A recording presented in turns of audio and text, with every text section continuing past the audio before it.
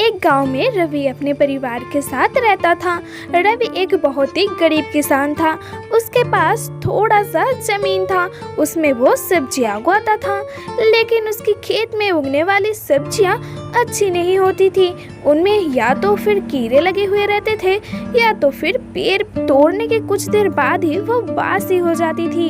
रवि के घर में उसके पत्नी लिली और उसकी नन्ही सी बेटी मानो के साथ रहते थे।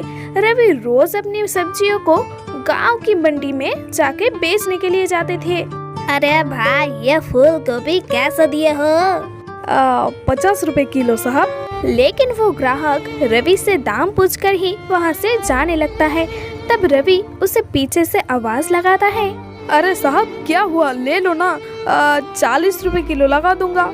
अरे नहीं नहीं, तुम्हारी फूल गोभियाँ बिल्कुल भी फ्रेश नहीं है। अरे साहब, आज ही तो खेतों से तोड़ कर लाया हूँ। इसी तरह रवि से कोई सब्जी नहीं खरीदते हैं, बस दाम पूछते हैं और आगे चले जाते हैं। कुछ 2-3 लोग ही होते हैं जो रवि से सब्जी खरीदते हैं। शाम को वो सब्जी भरे हुए टोकरी लेकर घर चला जाता है। वो देखकर उसकी पत्नी लाली उसको कहती है, आज भी सब्जी नहीं बिके। अगर ऐसे ही चलता रहा तो हम पूरे जीवन गरीबी और तन्ख्वाही में ही जीवन बिताएंगे और हमारी मानो भी कभी स्कूल के मुंह नहीं देख पाएगी, खाने के लाले पड़ जाएंगे। क्या हम ऐसे कुछ काम नहीं कर पाते हैं जिससे हमारी अच्छी कमाई होगी? कोई भी अच्छा काम करने के लिए अच्छा पैसा की जरूरत है। हमारे पास तो खाने का ही पैसा नहीं है, तो हम अच्छा काम कहाँ से करेंगे? रात को खाना खाकर पूरे परिवार सो गया, पर आधी रात को बहुत जोर से बारिश होने लगती है। बारिश की आवाज सुनकर रवि और लली का नींद खुल जाता है।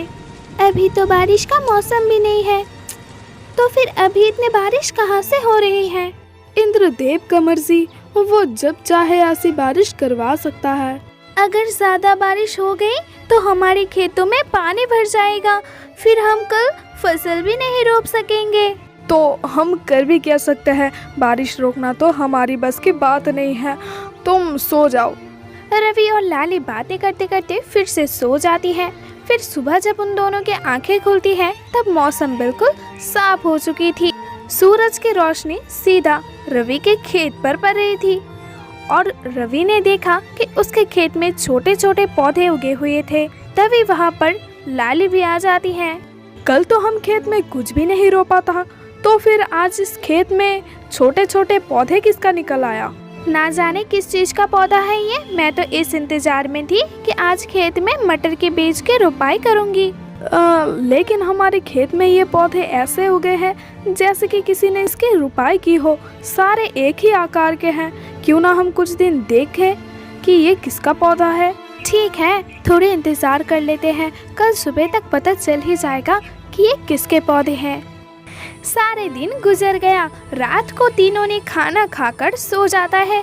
अगले दिन जब रवि और लिली की नींद खुली तो उन्होंने अपने खेत पर जाकर देखा कि वो छोटे छोटे पौधे एक ही रात में बड़े हो गए और उसमें बहुत सारे बैंगन फले हुए थे।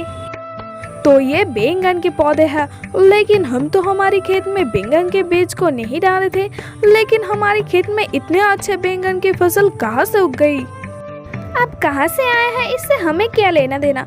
मुझे तो ये बैंगन बहुत ही स्वादिष्ट और ताज़ा लग रही है। मैं ये जाकर सारे बैंगन तोड़ देती हूँ। तुम जाकर सब्जी मंडी में इसे बेच कर आओ। ठीक है, मैं ऐसा ही करता हूँ। लाली खेतों के सारे बैंगन को एक टोकरी में उठाने लगता है।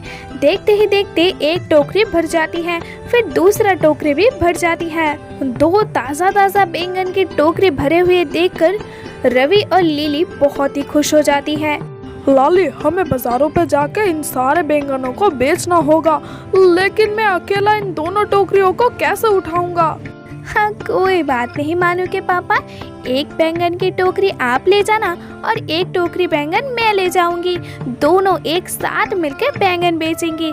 अगर सारे बैंगन बिक गए ना तो हमें बड़ा मुनाफा होगी। हाँ, लेकिन मानू को हम किसके पास छोड़कर जाएंगे? मानू को भी हम साथ लेकर चलेंगे। अच्छा, तो फिर ठीक है मानू के माँ, चलो अब हम सब्जी मंडी की तरफ जाते हैं। और फिर तीनों मंडी की तरफ निकल पड़ती है। रास्ते में रवि के दोस्त बिज्जू उसे देख लेता है और फिर उसे कहते हैं, अरे रवि भाई, कल तो तुम्हारे खेत में छोटे छोटे पौधे थे, फिर आज तुम 2 टोकरी भरकर बैंगन कहाँ से ला रही हो? सब्जी मंडी जा रहा हूँ इन बैंगनों को बेचने के लिए। हाँ वो तो ठीक है, लेकिन तुम्हारे पास इतने सारे बैंगन आया कहाँ से? रवि सोच में पड़ जाती है कि विज्जू को वो क्या जवाब दे, क्योंकि इन जादुई बैंगनों को बात किसी को पता नहीं लगने देना था। तभी रवि की पत्नी लाली उनसे कहती है, बिज्जू भैया, ये हम दूसरे गांव से लाए हैं, वहाँ मेरी चाचा जी की खेत है, वहाँ से इन बैंगन को लाए हैं हम। ओह अच्छा अच्छा, तो फिर मैं चलता हूँ। इस तरह से रवि और लाली दोनों मंडी जाकर बैंगन बेचने लगती है। उनके बैंगन ताजे और रिष्ट पुष्ट थे, इसके कारण ग्राहकों ने उनके सारे बैंगन को खरीद लिए। उस दिन दोनों पति पत्नी की अच्छी कमाई हो गई। लाली, आज तो खूब पैसे मिले हैं, हमारे सारे बैंगन बिक गए। मानो कि पापा, इस तरह अगर हम रोज बैंगन बेचने लगे तो हम जल्दी पैसे वाले बन जाएंगे और हमारी मानो भी स्कूल जा सकेगी, खाने पीने का भी कोई दिक्कत नहीं रहेगी। हाँ हाँ मानो की माँ, अब चलो जल्दी घर चलते हैं, मुझे बहुत भूख लगी है, जाके सबसे पहले खाना खाऊंगा। और तीनों खुशी खुशी घर जाते हैं और तब से वो सब मिलकर खुशी खुशी जीवन बिताती हैं।